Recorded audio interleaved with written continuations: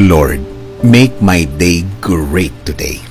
Panginoon, maraming salamat sa bagong araw na dumating na may dalang blessings, na may dalang bagong pangako. Alam namin na magiging maganda at maayos ang araw na ito.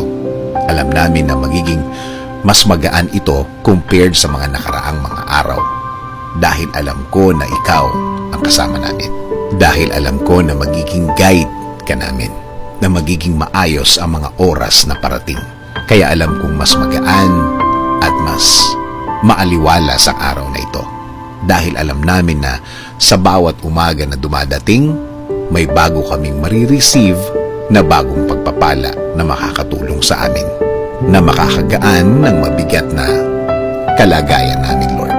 Isinusuko po namin ang lahat ng aming problema sa inyo, Panginoon. Alisin niyo po ang lahat ng nagpapabigat ng aming mga damdamin. Alisin niyo ang mga nagpapabigat ng aming puso. Sa inyo at sa inyo lang kami magfo-focus, kakapit at maniniwala at wala nang iba. Alam namin, Panginoon, na laging the best ang mga plano mo sa amin, na ang purpose ay maganda at magkaroon kami ng tahimik na buhay. Hindi ko man alam ang bawat step na gusto mong gawin sa aking buhay, magtitiwala pa rin ako ng lubos. I will hold on to your promises in my life.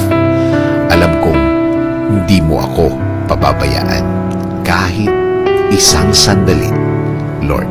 Salamat. Salamat, Lord, sa mga bagay na dadating sa amin ngayon na pagpapala. Alam namin sa inyo lahat galing ang mga ito. Maraming salamat din sa mga tamang tao na ilalagay nyo sa aming araw ngayon.